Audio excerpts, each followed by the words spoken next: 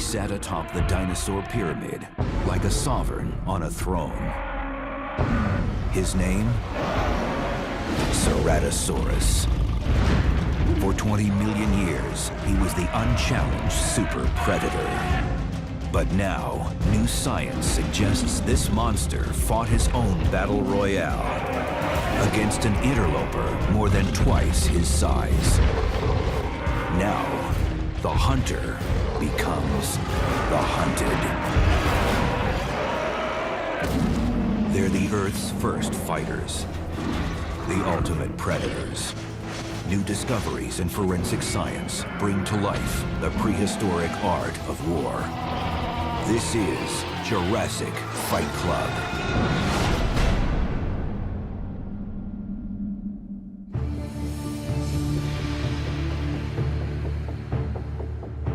The story begins in a quarry just outside what is now Canyon City, Colorado. A local farmer is tending to his land when he suddenly sees strange bones jutting up from the soil. He has no idea he's uncovered one of the most stunning finds in dinosaur history. The quarry held the remains of 10 different species of dinosaurs. Nearly all were from plant eaters. But there was something highly unusual here. The skeletons had been ripped apart, and most of the bones were missing. Paleontologists also noted that many of the bones showed unusual gash marks and puncture wounds. What force could have ripped apart so many skeletons? Were scientists looking at a prehistoric mass murder?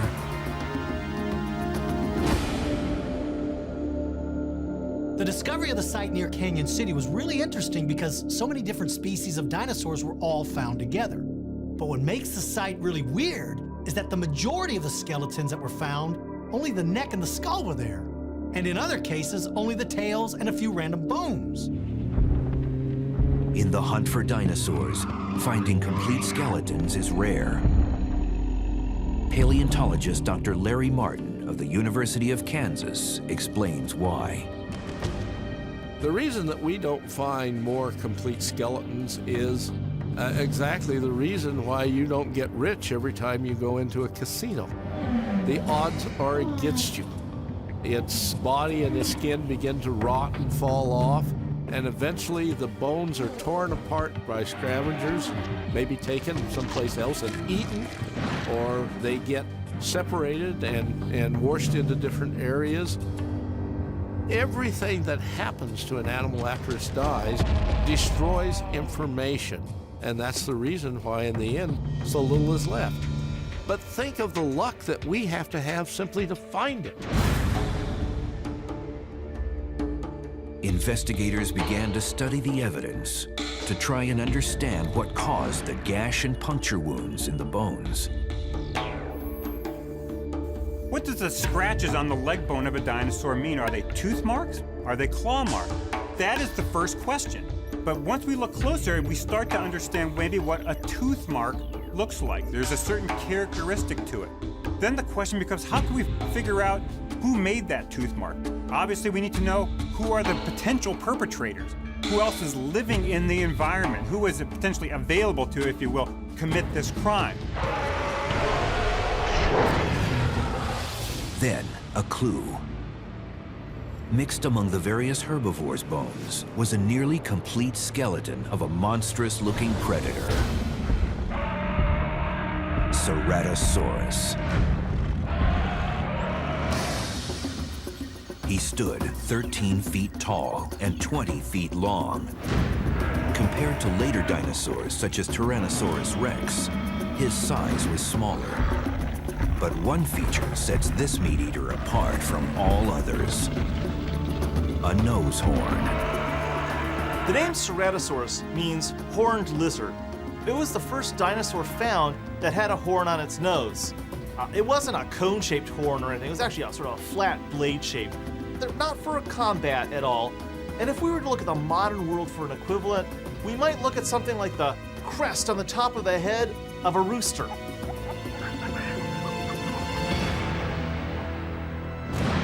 Along with its unique skull design, Ceratosaurus had another feature that distinguished it from other predators. 4 fingers on each hand. One thing that's unusual when we look at Ceratosaurus is that it's got seemingly extra fingers compared to other of these predatory dinosaurs, which usually have basically 3 fingers on each hand. Ceratosaurus has a 4th. One of the things that tells us is that it's actually a more primitive dinosaur. Now, the 3rd and 4th fingers are very small, probably not very functionally effective. The hand of Ceratosaurus, having shorter fingers, even though it had 4 fingers, was definitely not as good for slashing prey. Ceratosaurus is a very deep skull with, for its size, extremely big teeth. So this guy was focusing on the head as its weapon, not its claws.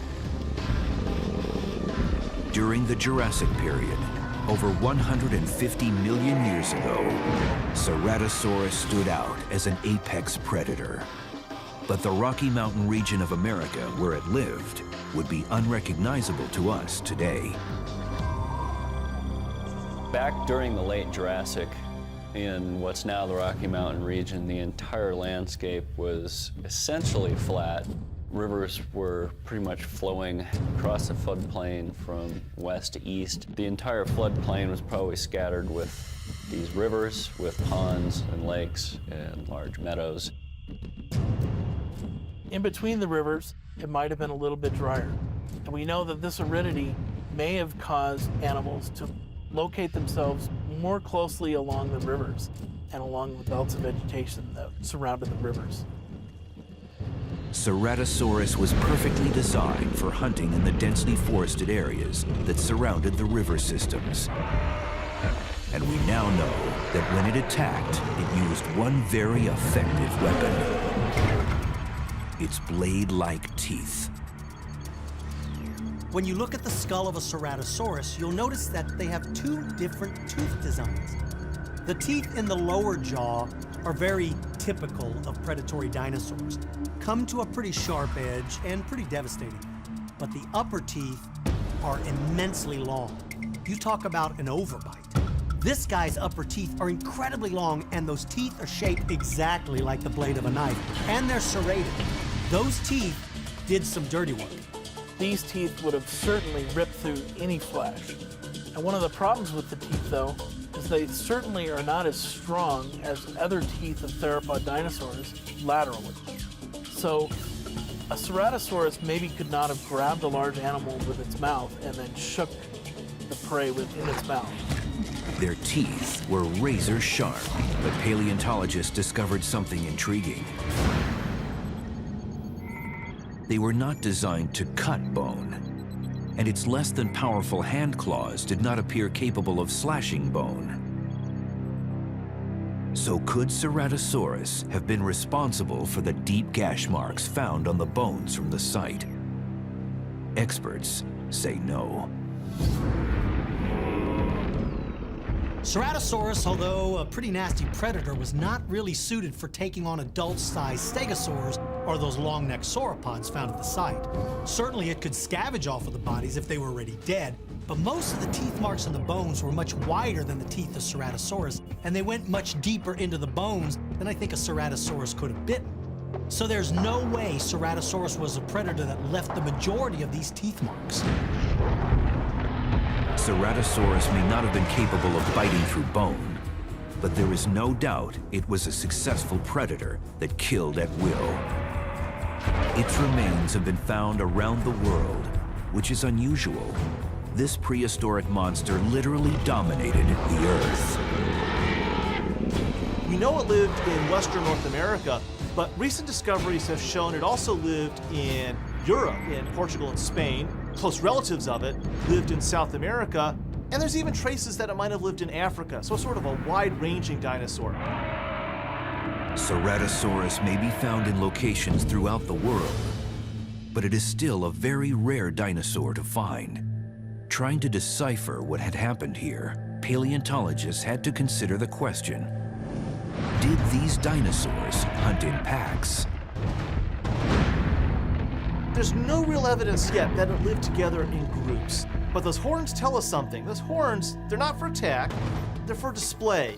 And if you're gonna have a display structure, that means at least on occasion you get together and you show off to each other, say, look at me, I've got the biggest horn.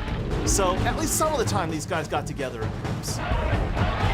When you look at the moderate size of Ceratosaurus and then you compare that to the enormous sizes of the herbivores that lived with it, I can only draw one conclusion, and that is these predators needed to hunt cooperatively in groups. There's just no way they could take down large herbivores by themselves.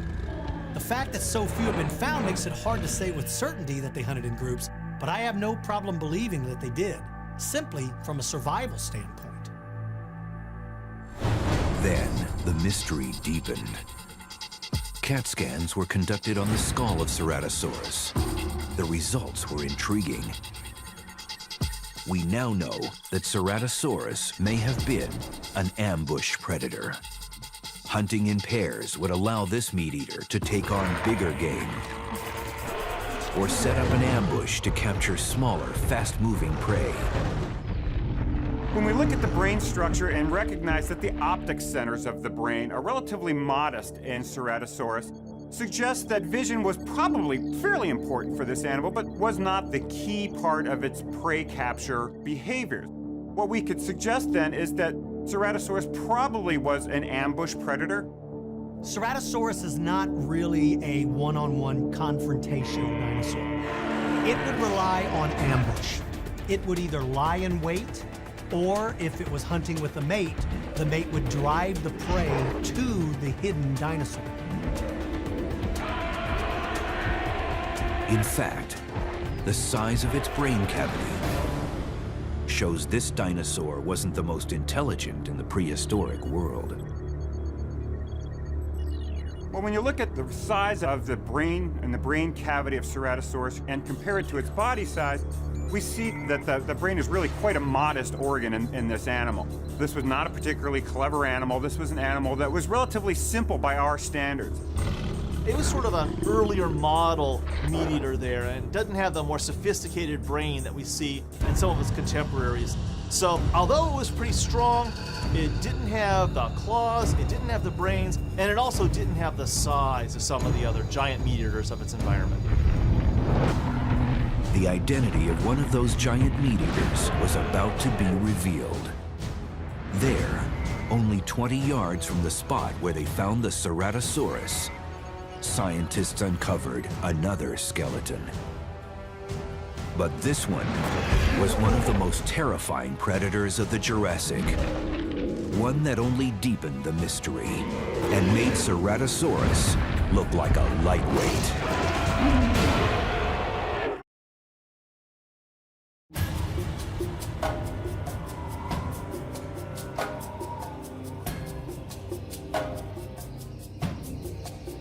At this prehistoric feeding ground, multiple plant-eating species are found. And next to them are not one, but two meat-eaters. One is Ceratosaurus, a medium-sized predator with an unusual skull design. But the other is more than twice its size. It was the terror of the Jurassic. Allosaurus. It was, without a doubt, one of the most terrifying dinosaurs of the late Jurassic. Tyrannosaurus rex may have ruled the Cretaceous, but Allosaurus was the king of the Jurassic. Well, in any environment that we have on Earth today, we have a top predator. Allosaurus was the top predator of the late Jurassic in Western North America. If you're in Alaska, you've got the brown bear. Up in Arctic Alaska, polar bear, Africa, Serengeti the lion. If you're in India, the tiger. And in Western North America, it's Allosaurus. It had powerful jaws with pretty sharp teeth. It had extremely large claws on its hand, which were very useful for gripping and tearing. For nearly 20 million years, Ceratosaurus had dominated the region of North America where the Rocky Mountain states are now. But the emergence of Allosaurus, a bigger, faster, stronger adversary, changed everything. What made the Allosaurus unique was how much more powerfully built it was than the other predators of the late Jurassic era, including Ceratosaurus, which it dwarfed. Allosaurus was one of the largest predatory dinosaurs in North America at the end of the Jurassic. He ultimately displaces Ceratosaurus as being the apex predator. You were face to face with an Allosaurus. First of all, you'd be in big trouble. Because the first thing, you turn around to run. By the time you did, it had a foot planted on you, planting you face first into the mud, and would reach down, grab on, brace itself, and basically chop you in half with a bite force probably comparable to a great white shark. Allosaurus represented a considerable upgrade from the Ceratosaurus. In fact, its size was unprecedented for its time. Measuring 35 feet long, 15 feet tall, and weighing up to 5 tons, Allosaurus was the size of a railroad boxcar. When the first big skeletons of Allosaurus were uncovered, people finally saw that there were meat-eating dinosaurs that were as big as a killer whale, with powerful claws on its hand, truly a terror from the Jurassic period. One social characteristic made Allosaurus even more dangerous. Ongoing research suggests these behemoths lived in packs. This was typical of plant eaters, but less commonly seen in predators before this time. Well, it's interesting that with Allosaurus, we find large accumulations of Allosaurus bone. That's unusual because we tend not to find that with predatory animals of any kind, not just dinosaurs. And so when we see large accumulations, it makes us wonder what's going on. Did these animals live in large groups? We might even call them flocks, considering they're closely related to birds. Family groups are very effective for predators because hunting on your own, your chances of success are limited. They're up against some pretty tough critters back then. Some of the things they preyed on could have killed them very easily. So by living in a family group and hunting in a family group, it ensures your chances of survival. And there's another key difference between these dinosaurs. The Allosaurus was an intelligent creature with a capacity to form strategies. We were very interested to have the opportunity to CAT scan the skull of Allosaurus because in terms of its position in the family tree of predatory dinosaurs, it was kind of right in the middle. It wasn't like the more primitive dinosaurs like Majungatholus, and it wasn't like the really sort of very bird-like dinosaurs like Deinonychus. Well, Allosaurus was the most sophisticated of the late Jurassic animals. Among the large meat-eating animals, it probably had the most sophisticated mental capacities. No genius by any means, but smarter probably than any other large predator within its environment. You know, this always would give it an advantage over these other predatory dinosaurs. The senses were probably a bit more acute, and the way their mind would process the sensory information probably was more efficient. During the Jurassic period, Allosaurus was the most sophisticated predator in North America. But along with its intellect, it had 3 incredible weapons. The first was a jagged array of serrated teeth, rooted in jaws that could crush steel. Its teeth were very powerful and very robust, and serrated on each side. He's got massive jaw muscles. He's designed for cracking through bone. If it took a bite, it would probably jerk its head back and shake its prey and try to rip out a big chunk of flesh. It would probably quickly weaken and bleed to death anything that got a bite on. The bites on these animals are really very powerful, and they not only simply can bite out a big chunk of meat, but they can crush and swallow whole bones. They're eating some of the biggest animals the Earth has ever seen. Allosaurus was feeding on sauropods, animals that are multi-times the size of our largest mammals today, the elephant. And they were bringing these animals down.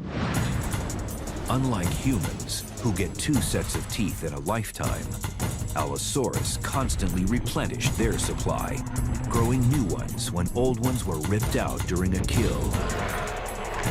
It's just really amazing to imagine the power involved in biting into a bone that's as big around as a medium-sized tree trunk and leaving your tooth embedded in there. And of course, once the tooth is lost, Allosaurus can simply regrow them.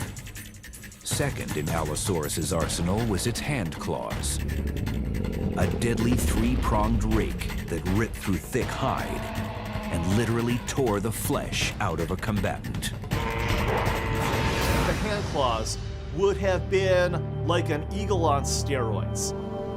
They're long, they're curved, they're actually very similar to eagle claws in shape, but backed by huge muscles. Allosaurus, among the meat-eating dinosaurs, had the biggest claws of any of the animals. This is a replica of the claw, and if we look at this is the ungual. This is the actual bone that's under the claw. As you can see, it would be much like a bear claw, a couple carinae here, very effective in ripping, puncturing, and grasping its prey. The hands of Allosaurus are really impressive. When you look at the hand claws, you notice that they're rounded underneath. They're not sharp at all, which would tend to indicate that these hands are used for grabbing, puncturing, grabbing, and holding on to prey animals versus, say, an animal like Utahraptor that tended to have a sharp blade on the underneath side of the claw, which may have been used to cut and slash. Allosaurus relied on speed for catching prey. That was its third weapon. In 2007, paleontologists at England's Manchester University made a breakthrough revelation. By studying the leg, musculature, and mechanics behind them, they were able to peg Allosaurus's top speed at 21 miles per hour. Fast for a large predator. Allosaurus is built for high-speed locomotion. The animal could propel himself along fairly efficiently. Very good lever system for moving itself. Powerful leg muscles pulling back to power him along.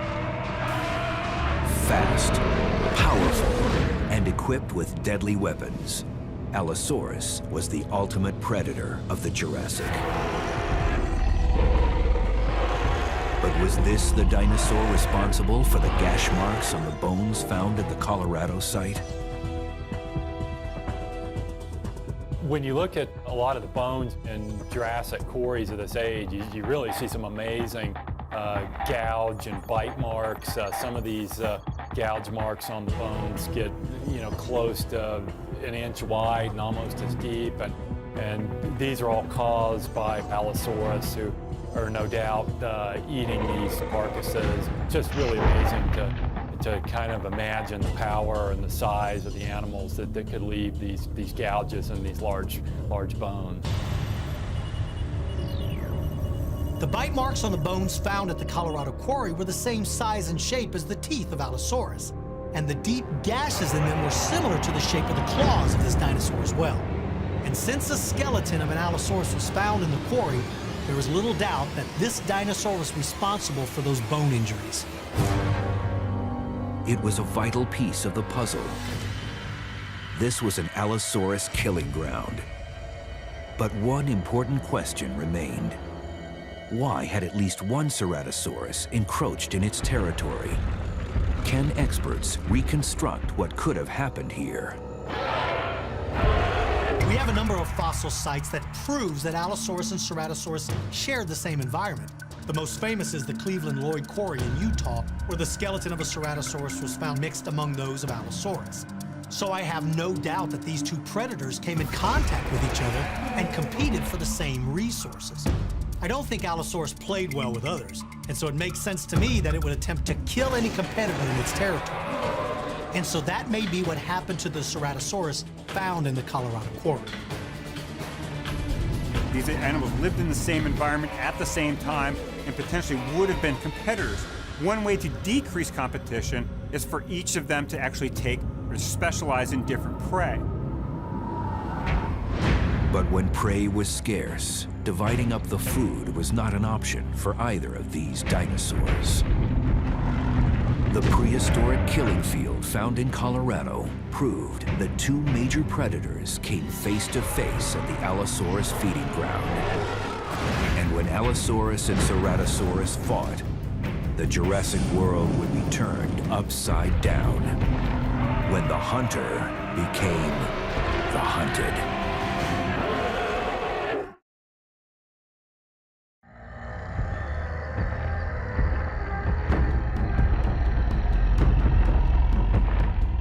Two of the largest predators in North America are on a collision course of destruction.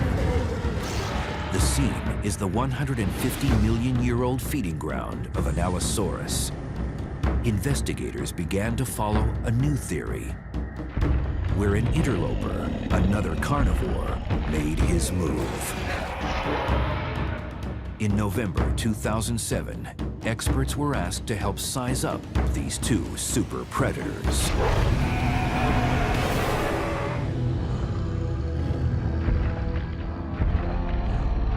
When we look at Allosaurus and Ceratosaurus, we're looking at fundamentally two different animals. They have different ancestries.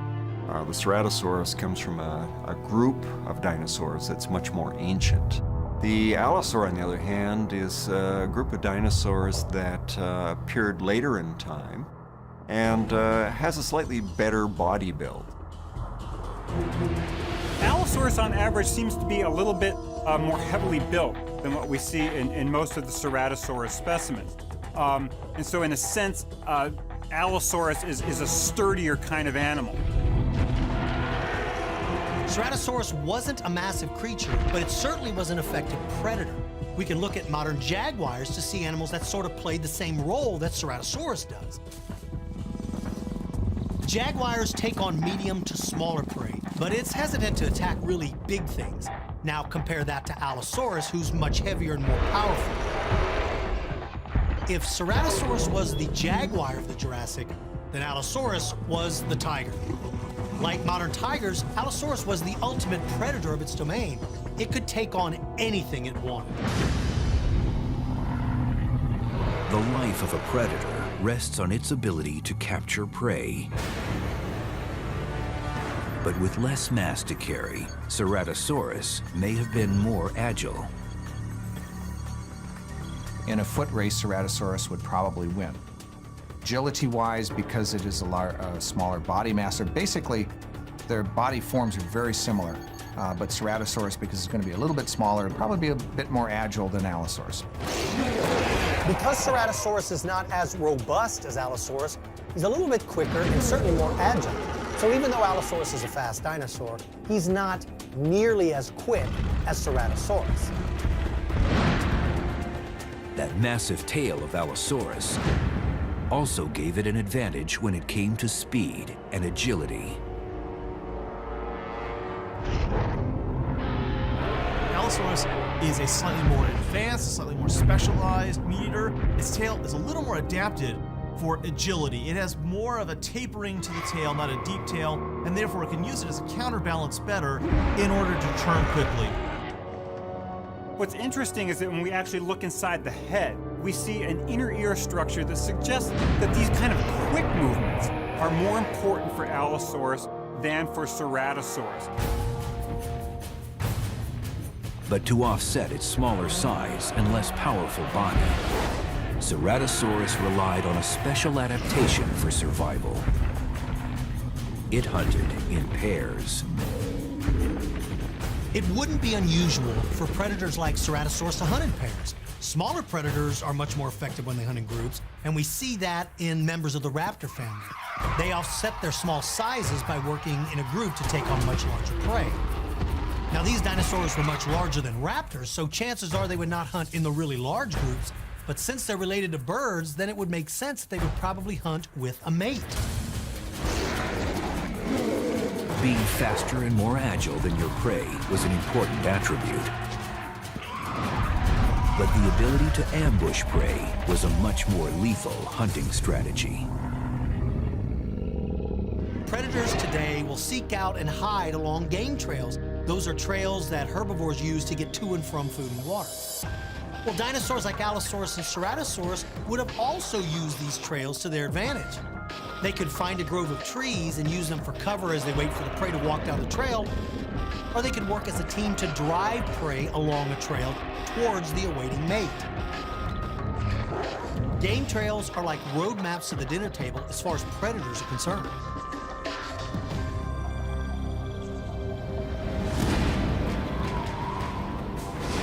The Jurassic era is rife with unexpected events. Even when they aren't as momentous as a climate change or a tectonic shift, small factors played havoc with the outcome of a violent challenge. Scientists now know that their body structures meant that they actually preyed on different dinosaurs. Certainly, their different structures suggest different killing styles. Allosaurus may have actually concentrated on maybe larger prey. Ceratosaurus, with its longer teeth, somewhat more delicate gracile build, suggested it might have actually been feeding on somewhat smaller prey. Look at animal designs today, and you'll find that most predators are specialized in what they hunt. Although they'll take advantage of any food source they come across, they're really suited for only certain types of prey. It's not a coincidence that you find cheetahs living alongside gazelles. The same goes with lions and wildebeest. Each predator is ideally suited to capture and kill their particular prey, and so we can apply that same behavior and hunting methods to prehistoric predators. But would a Ceratosaurus attack a larger, more powerful adversary like Allosaurus? Investigators would look towards modern animals for the answer. Would a Ceratosaurus take on an Allosaurus? Well, yes, depending on the circumstances. If Ceratosaurus was protecting a kill or defending a territory, then I believe they would certainly at least stand their ground against Allosaurus. If they outnumbered the Allosaurus, then I have no doubt they would stand and fight. But recreating what would have actually happened is difficult because so few clues can be found. The bones tell us things like how big the animal was, whether it ate plants or meat, if it was fast or slow, but they don't tell us everything that actually happened. So when we recreate what may have happened, we do our very best to ensure that there's a basis for reality. We use as much science as possible, and we rely on our understanding of modern animal behaviors so that what you see is a realistic depiction. Using evidence found at the site and their understanding of modern animal behavior, experts dissect a lethal battle. When one predator ventured into the killing field of another larger predator and went from hunter to prey.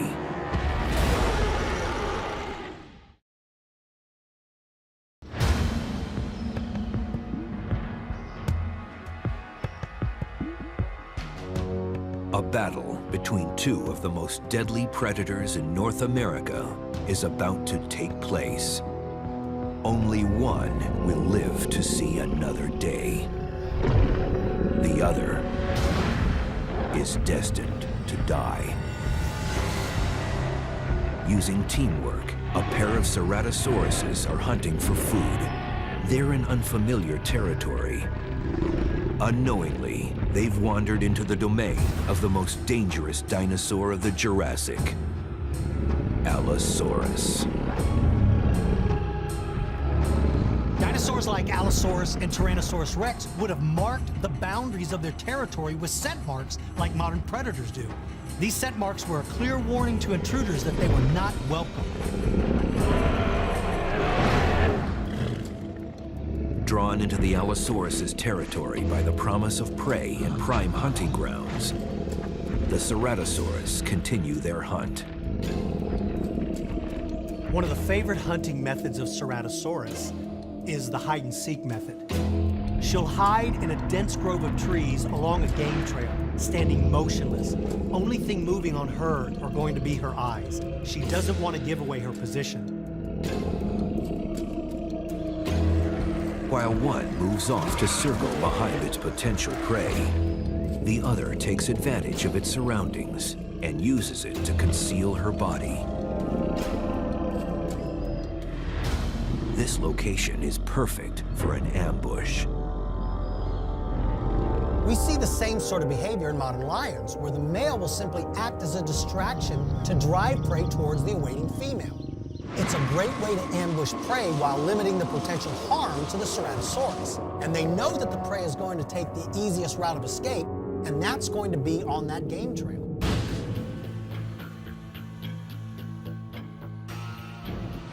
Once the male knows that the prey has gotten on the game trail, the chase ensues. The Ceratosaurus is trying to make as much noise as he can.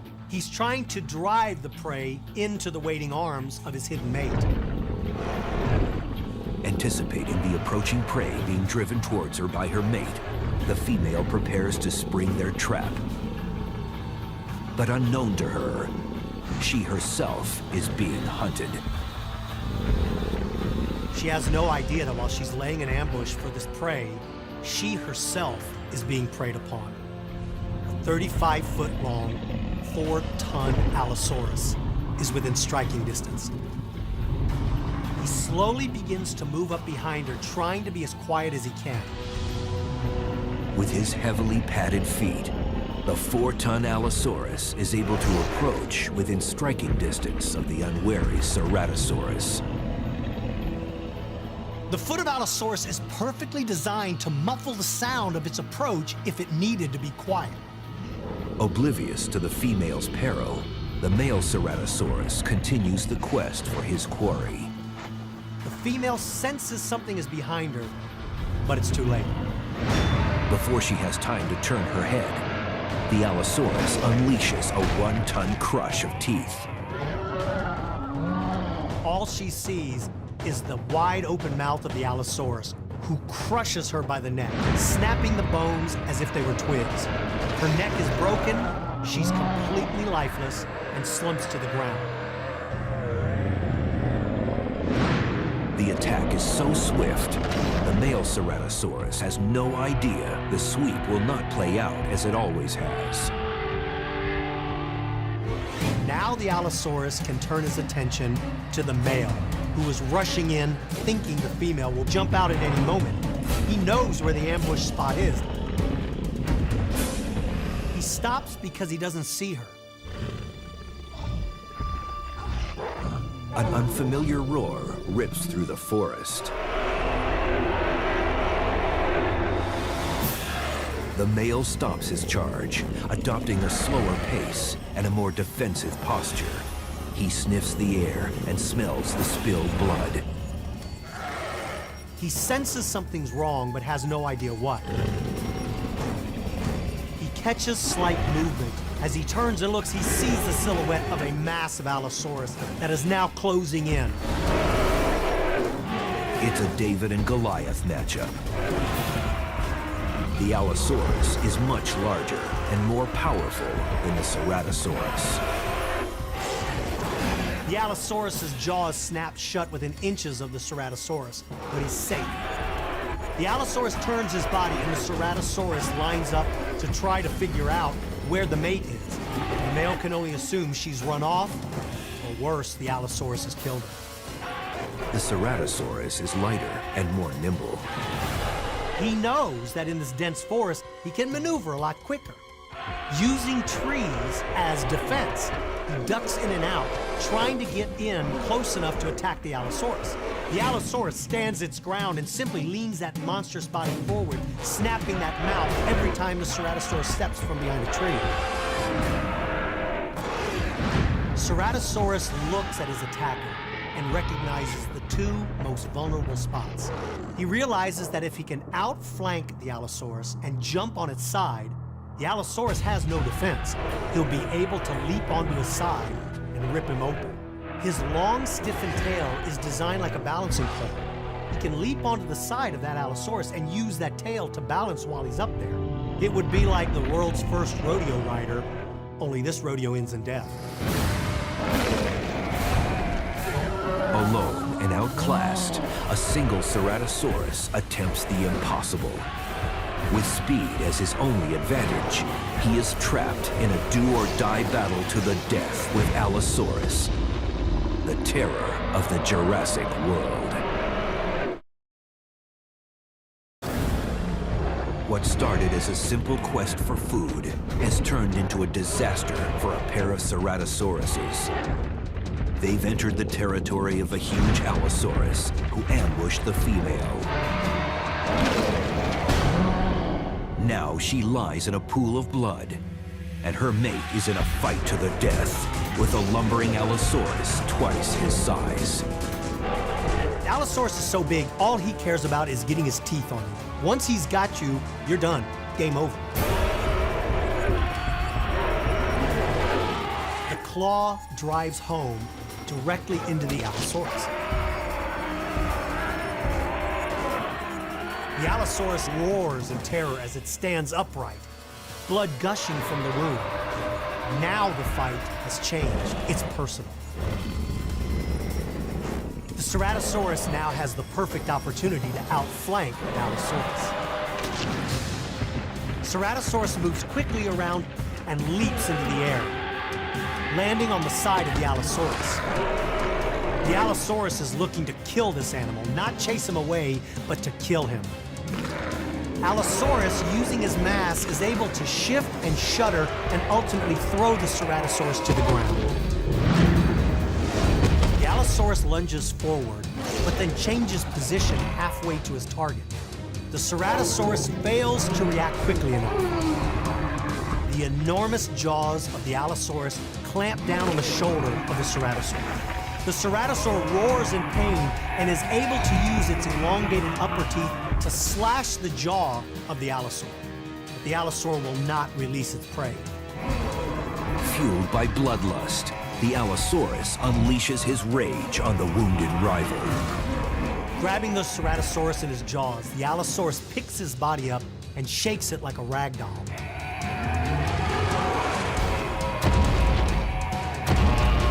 The Ceratosaurus slumps to the ground, and the Allosaurus towers over its prey. Allosaurus uses the enormous claws on its feet to disembowel its helpless prey. Allosaurus has won the battle and has reclaimed this forest as its own.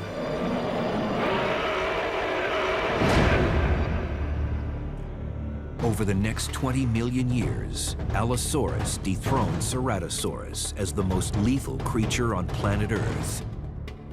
But as powerful as it was no match against Mother Nature. The end of the Jurassic brought an end to the reign of Allosaurus. The reason Ceratosaurus vanished in North America, Allosaurus vanished, is a real mystery. And someday we may find that one spot where that skiff of dirt was preserved that shows what happened in that 20 million year gap. For now, we don't have it. Theories may vary in explaining what happened to the great predators of the Jurassic epoch. But one thing is indisputable. No matter how mighty the creature, planet Earth itself will always have the last word. Big animals like Allosaurus and Ceratosaurus are the first to suffer during a dramatic climactic change. Because of their sheer size, they require a certain amount of food and a certain amount of water. When the environment changed in the late Jurassic, about 120 million years ago, it really caused problems for the bigger animals. It was a struggle for dominion that rocked this very ground so many million years ago, when a new world order was established, and the hunter became the hunted.